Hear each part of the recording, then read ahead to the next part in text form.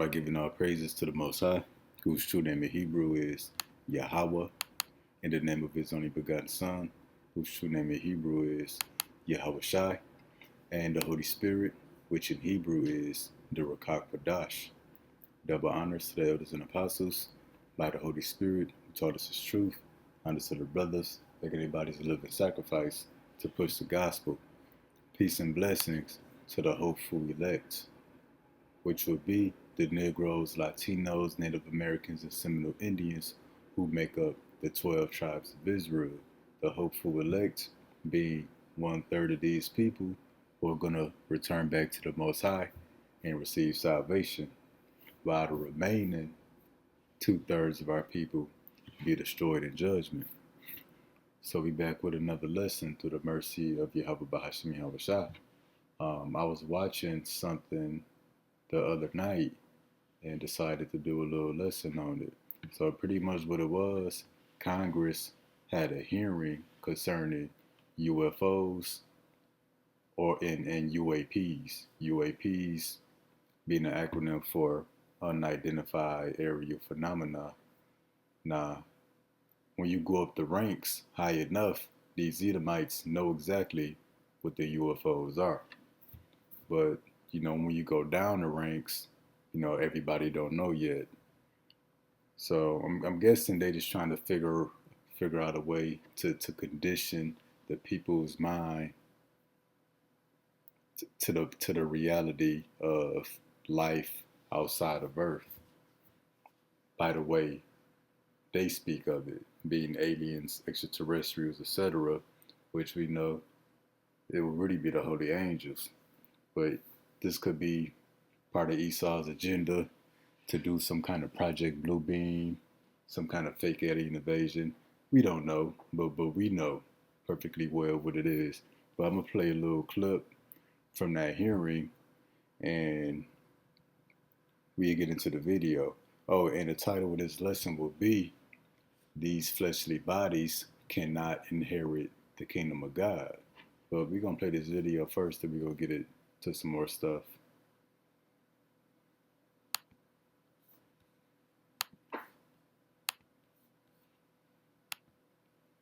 Their ships being pursued by a UAP. In our previous panel, we had Grush, and he had testified to say that some of these were interdimensional beings. Can you speak on that at all? See, they speaking about interdimensional beings. What's the next dimension? It'll be the spirit world. These interdimensional beings being the holy angels. Ma'am, I'm not qualified, certainly as a scientist or otherwise, to speculate points of origin. I looked at everything from a scientific perspective. So if you look at, for example, instantaneous acceleration, which was one of the observables of the program that I belong to, ATIP, the human body can withstand about 9 G-forces for a short period of time before you suffer negative biological consequences, blackouts and ultimately redouts and even death. Comparison, our best technology, the F-16, which is one of this older platform, but one of our most highly maneuverable aircraft, manned aircraft, made by General Dynamics, can perform about 17 or 18 G-forces before you start having structural failure, meaning that the airframe begins to disintegrate while you're flying. The vehicles we're talking about are performing in excess of 1,000, 2,000, 3,000 Gs. So I guess, would it be safe to infer that they're living craft? I'm not prepared at this point to stick. So that was pretty much it. We're going to play some of this back, and I got a couple screenshots that we're going to pull up as well. I thought that was pretty interesting. So we're going to run this back. Check this out. So they're talking about the UFOs, the UAPs, which would be the chariots of the Lord. But check what they say about the G-forces and the acceleration. To ATIP, the human body can withstand about 9 G-forces for a short period of time before you... So it said the human body can withstand about 3 to 4 G-forces. Now I got a little video on YouTube that's going to kind of explain what G-forces are. So let's check this out. In fact, if you accelerate at a high enough rate, you could pass out and very possibly die. This is because of what happens to the human body when it experiences G-force, or the unit of measure for acceleration. It's based on Earth's gravitational pull. 1g is the force applied to an object by gravity while on Earth's surface. It's also the force that determines how much we weigh. So, simply put, if a human experiences 3g's, they experience a force on their bodies that is 3 times their weight. We can experience the g-force in different ways. If we accelerate horizontally, like in a car or train, we can experience g-force either front to back or side to side. We can actually withstand quite a bit of g-force when it's hitting us horizontally. It's when things go vertical, which mostly happens only on airplanes, roller coasters, or during space launches, that things get much more dangerous much more quickly. Vertical g-force can be experienced negatively, foot to head, or So that was about it there. So pretty much G-forces is the force that you feel under acceleration. Now I'm gonna pull out this calculator, and Laura willing, we was able to follow along. So G-forces would the best way to describe it. That's what you feel when you're going real fast in the car, real fast takeoff, or you get in a bad accident, or you on some kind of roller coaster, some kind of ride at an amusement park. You know, it's the feeling that you get when you push back into the back of the seat and you can't move and you feel heavy. That's what G-forces are. So we're gonna rewind this back and we're gonna explain a few things. To ATIP, the human body can withstand about 9 G forces for a short period of time before you suffer negative biological consequences. Okay, I gotta correct myself. He said the human body can withstand 9 G forces for a short period of time. So we're gonna look at this. When experiencing 3 G forces, the body feels 3 times its normal weight. So G force is it's a powerful force. So for example, like me, I'm about 155. Under 1 G force, that's normal gravity, I'm 155. 3 G forces, I would be 465 pounds. Now, we know that kind of weight and pressure on the body, your bones, the blood vessels, the organs is not healthy. So that's why, like roller coasters, for example, it got the ups and the downs where you experience the G forces, but it's only for a few seconds because G forces for an extended period of time, it pretty much destroys the body. Now let's finish reading this. The body feels 3 times its normal weight, causing blood to pool in the lower extremities. So it alters your blood flow, alters your physiology. That's the way that your body and the different organs and systems function, potentially leading to visual disturbances like tunnel vision or gray out, which is loss of color vision, and even temporary loss of consciousness, blackout due to insufficient blood flow. So this is just 3 G forces. You experience it long enough, you'll black out. But again, in the video, he said the human body can withstand about 9 G forces. Let's play that back. Belong to ATIP, the human body can withstand about 9 G forces for a short period of time before you suffer negative biological consequences. In other words, the human body can withstand about 9 G forces for a short period of time before you die. Now, my weight 155 times 9, which would be 9 times Earth's gravity or G forces. At 9 G's, I'd be 1,395 pounds. I won't actually be that weight, but that would be the pressure that would be on my body. If my body will respond to that pressure, that's applied from the G forces. So if 3 G forces would pretty much make you black out, what you think 9 G forces will do? There's nobody in the world that's 1,395 pounds. Body just can't function. It just doesn't work. So pretty much equals death. Now let's move a little forward in this video. blackouts and ultimately redouts and even death. Comparison, our best technology, the F-16, which is one of this older platform, but one of our most highly maneuverable aircraft, manned aircraft, made by General Dynamics, can perform about 17 or 18 G-forces. Okay, so see that? He said one of the best aircraft at top speed can perform at 17 to 18 G forces. Now, I think I got another one. And this is hypothetical, but pretty close. Exposure to 18 G forces on the human body will have severe physiological effects, including immediate loss of consciousness, significant disruption of blood flow to the brain, vision impairment or loss, extreme strain on the neck and back muscles, potential organ damage, and could even be fatal depending on the duration of the exposure and the individual's physical condition. So, pretty much death. So, for example, high G forces in which people die, you could think of like a bad car accident.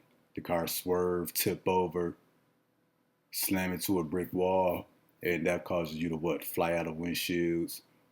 You banging your head against the interior of the car, go through the windshield. That's what G forces are. Or pretty much you jumping off the top of a building and landing on the concrete. You experience G forces. But here again, 17 and 18 G forces pretty much translates to death. Now let's take my body weight, about 155. Let's multiply that by 18. So under 18 G forces, which would be in the F-16 fighter jets, if they perform, at maximum speed, my body will feel like it's 2,790 pounds. And it will respond that way too. Organs will bust, internal bleeding, blood vessels will rupture. You may even bleed out of your eyes, bleed out of your ears, bleed out of your nose, cough up blood. Bones will be crushed under 18 G forces. Now let's see what he says what 18 G forces will do to the aircraft, they fighter jets.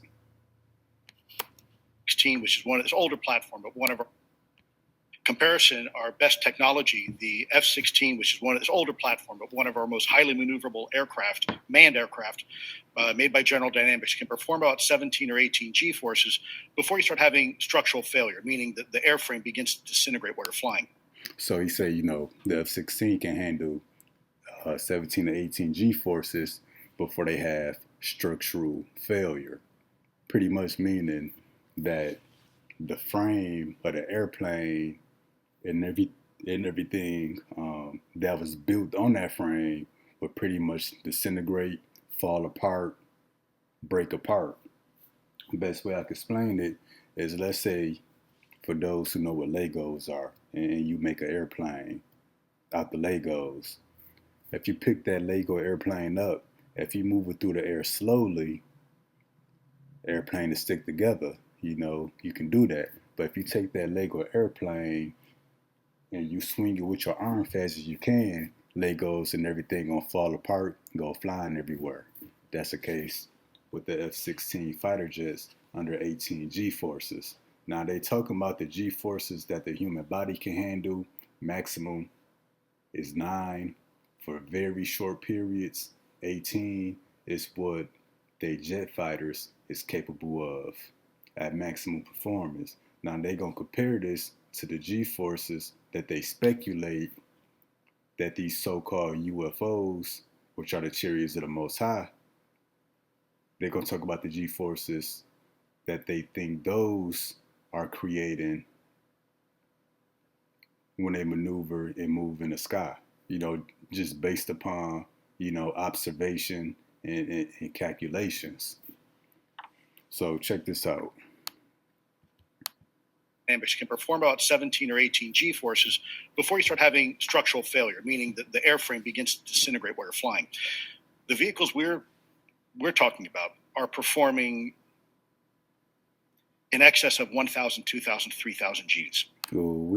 They say the way that these chariots, they got instantaneous movement, instantaneous acceleration, meaning when they move, they don't have to build up speed like a car or an airplane. They take off at 10,000, 15,000, 17,000 miles per hour.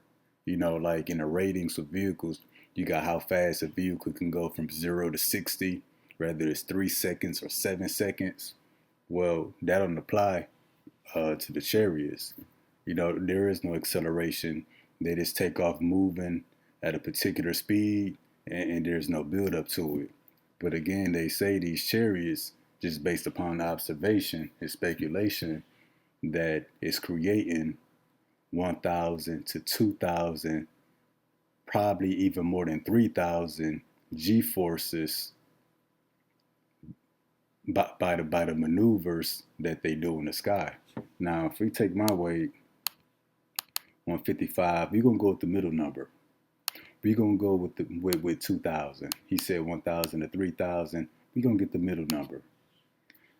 So at 2,000 G forces, my body will feel like it's 310,000 pounds.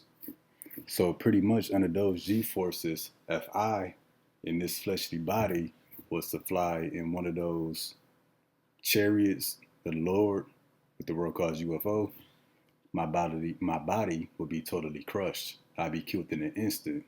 I'd probably be pulverized.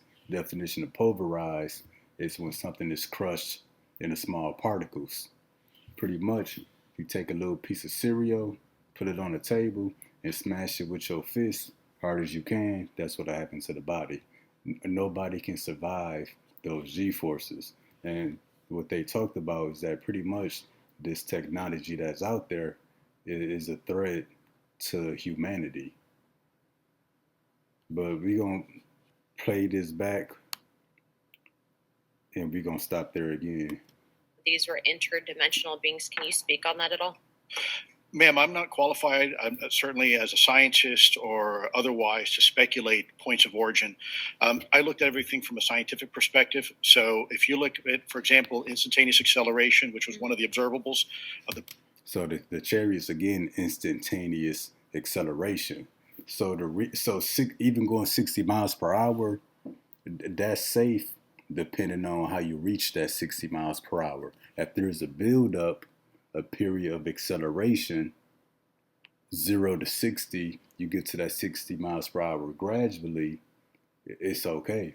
But if you was to take off moving even at 60 miles per hour instantaneously, that'll have harmful effects on the body.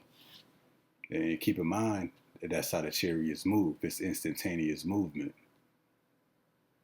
Rather it be 100 miles per hour or 17,000 miles per hour, because these chariots, they known for being at a standstill and taking off in an instant, shooting down nuclear missiles, which some of those nuclear missiles move from 10,000 to 15,000 miles per hour.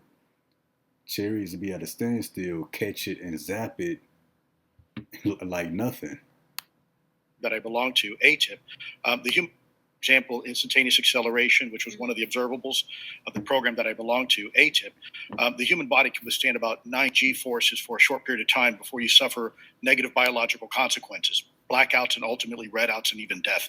Comparison, our best technology, the F-16, which is one of this older platform, but one of our most highly maneuverable aircraft, manned aircraft, made by General Dynamics, can perform about 17 or 18 G forces before you start having structural failure, meaning that the airframe begins to disintegrate while you're flying. The vehicles we're talking about are performing in excess of 1,000, 2,000, 3,000 Gs. So are you, I guess, would it be safe to infer that they're living? Okay, so we get into the main point in a minute. My bad for the long build up. So I got a video of a woman experiencing G forces. So we got the effects of the G forces. It pretty much degrades the body. You pretty much start to die under these G forces. Now check this out. The title is Aging Face of G-Force. So these G-forces pretty much cause you to age at an accelerated rate. Now, you see this woman, kind of pretty, probably 20s to 30s, but watch what the G forces do to her. G forces up here to the top. Watch how the G forces, just for a few seconds, when she reached, 4, 5, 6, 7 G forces, how it ages her. But then when the G forces go down, she returns back to normal.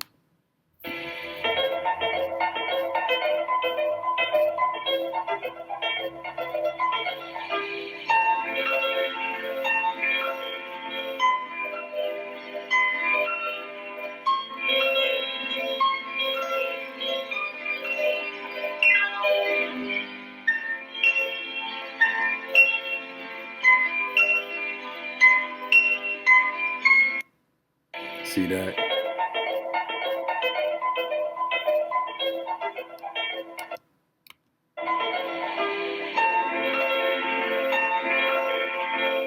So G forces at an extended period of time, she looked like, hey, she 40 to 50 on her way to 60. So pretty much the G force is one of the many limitations of this body. And that's why the lesson is titled, These Fleshly Bodies Cannot Inherit the Kingdom. Which I think I'm gonna title with, These Fleshly Bodies Cannot Enjoy the Pleasures of the Kingdom of Heaven. So we wanted to show that. So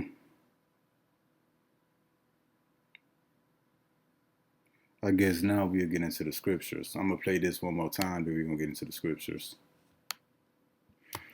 G forces, highly maneuverable air comparison, our best technology, the F-16, which is one of this older platform, but one of our most highly maneuverable aircraft, manned aircraft, made by General Dynamics, can perform about 17 or 18 G forces before you start having structural failure, meaning that the airframe begins to disintegrate while you're flying. The vehicles we're talking about are performing in excess of 1,000, 2,000, 3,000 Gs. Okay, so they best technology can only handle 17 to 18 G forces before it start falling apart.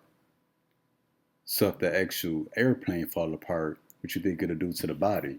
Which you already said, the human body can only handle half of that for a few seconds, which we just saw in the video with the lady. But the thing is,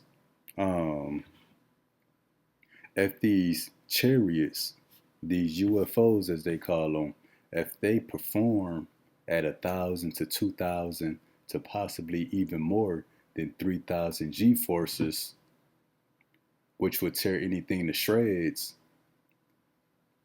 how strong and how durable are the bodies of the angels that fly the chariots at 17,000, 20,000 miles? Instant acceleration. Again, the human body can't even handle 7 G forces. The bodies of those angels, they handle thousands of G forces. Showing you the sturdiness, the durability. Pretty much those new bodies we're gonna get, they pretty much indestructible. Because again,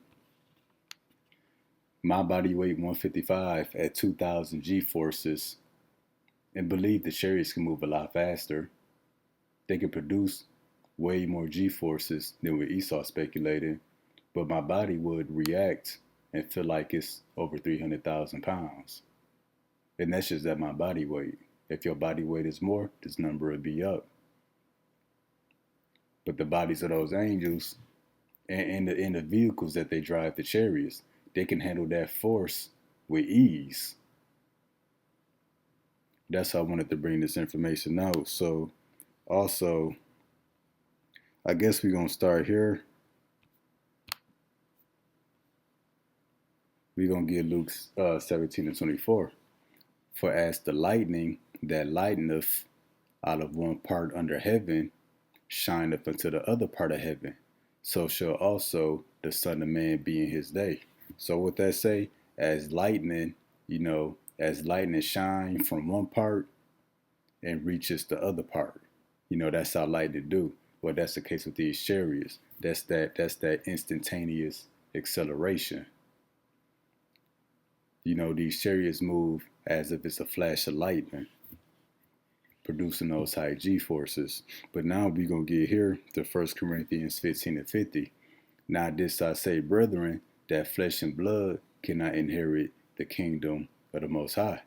Neither doth corruption inherit incorruption. What's the corruption? These fleshly bodies. They die, they decay, they prone to sin, and pretty much programmed to do wickedly. What's the incorruption? Immortality, eternal life, them glorious bodies. So again, flesh and blood cannot inherit the kingdom of the Most High.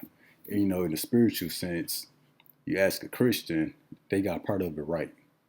You know, these fleshly bodies are not suitable. These fleshly bodies are not capable of righteousness. Really, yeah, these fleshly bodies, they're not capable of 100% righteousness. You know, the flesh is pretty much designed to make you go off. Also, too, again, these fleshly bodies, they're not suitable for the kingdom. You know, the kingdom's supposed to be perfect, and these bodies will pretty much make you go off every time. But even in another sense, these fleshly bodies is just not designed for the kingdom.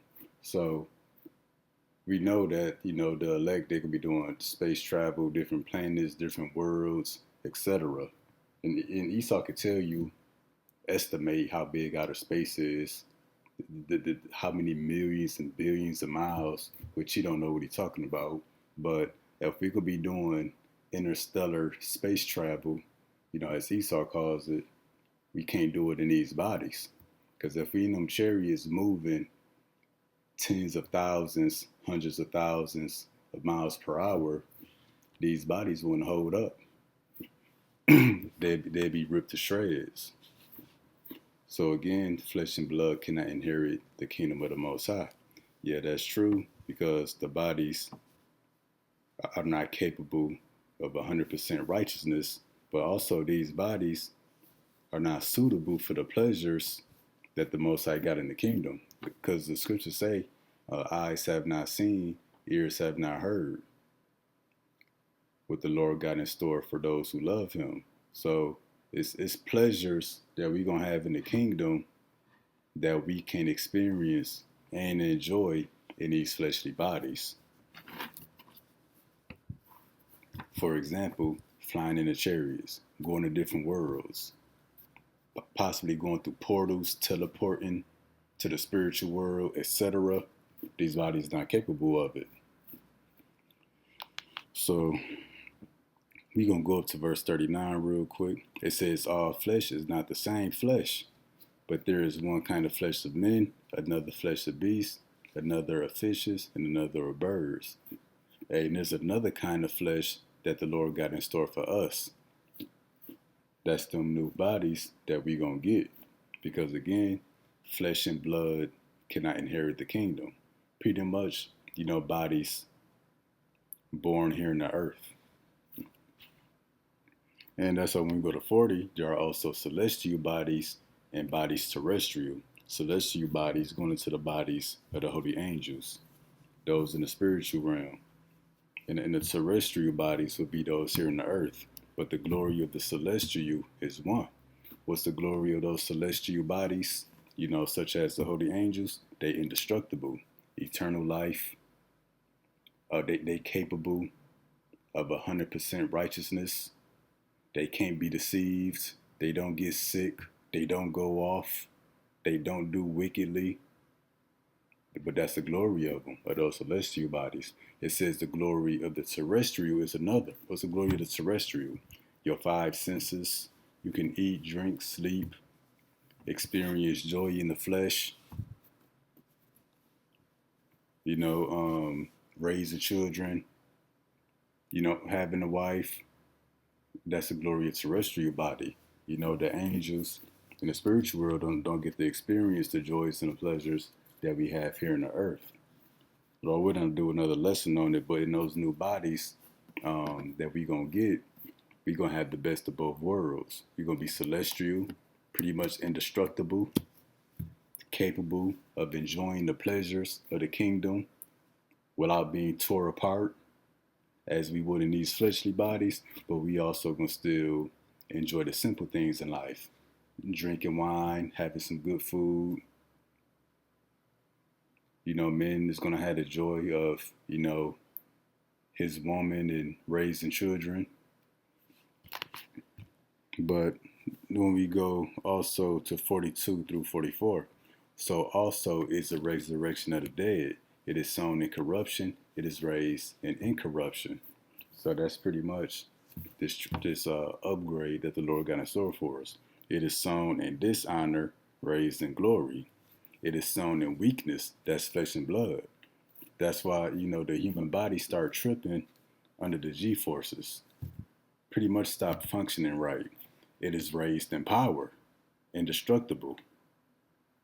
It is sown in a natural body, that's the flesh and blood, which can't enjoy the kingdom. It is raised a spiritual body. There is a natural body, there's a spiritual body, but the Lord bringing us best of both worlds in those new bodies. So we're going to have all the joys here that we can have in the fleshly bodies. Also, we're going to have the glory of the celestial bodies of the angels in heaven. So meaning what? Can't die, can't be destroyed, can't be hurt. And that's forever. To experience, life in the pleasures of the kingdom forever. But again, the chariots, what they call UFOs, they perform in excess of 1,000 to 2,000 to 3,000 G forces. I just wanted to show that in the lesson, to show, okay, if the chariots can withstand those G forces, 1,000, 2,000 to 3,000, okay, well, the real question is, what about those that's flying the chariots? That's the bigger that's the elephant in the room, really. That's something that can't be ignored. Okay, of course the chariot good at 3,000 G forces, but you got those that's flying the chariot. They good under 3,000, 4,000 G forces. That's what can go unnoticed. And we really just can't comprehend, what the Lord got in store. It's going to be a whole new world. Yeah, it's going to be a whole new world, just stuff we can't even imagine. So I'm going to read this again. We're going to continue. It is sown in a natural body. It is raised a spiritual body. There's a natural body and there is a spiritual body. Also, too, the chariots creating those kind of G forces and the holy angels who can withstand those G forces, that's who Esau want to fight against. Now, I'm scared for Esau. Just the different stuff that I hear, that they speculate on. Don't really give a damn about Esau, but Esau about to get towed up. And then the 2/3 of our people that don't turn back to Yahweh Bashim Yahweh Shah, y'all going up against that too, really.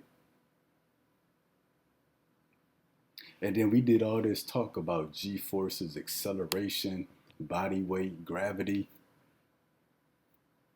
That's all speculation. That's just hypothetical. We playing with the numbers. But really, G forces and gravity and body weight, that could not apply to the holy angels. That could not apply to us when we get in those new bodies. Because this is all, physics, really. Physics in this physical world, that's why there's a phrase, the laws of physics. There's laws, limitations with physics in this physical world. Well, the laws of physics might not apply to the holy angels, might not apply to those new bodies. So if that's the case, the holy angels, those new bodies, the chariots, they completely unaffected by the laws of this world. And really, when people talk about the laws of physics, they speak about limitations. Things can only go so fast. Something can only handle so much pressure. It can only this, it can only that. And what's the result? Something breaking, falling apart, or death. Pretty much the laws of physics implies limitations. But the laws of physics and limitations could not apply to us in the future. Or maybe the laws of physics will apply to us in the future. But the body's just going to be so indestructible, it's just going to be completely unaffected. I think it's both. So just really an eye opener, the power of the heavens, the power of the holy angels, the power that we gonna come into.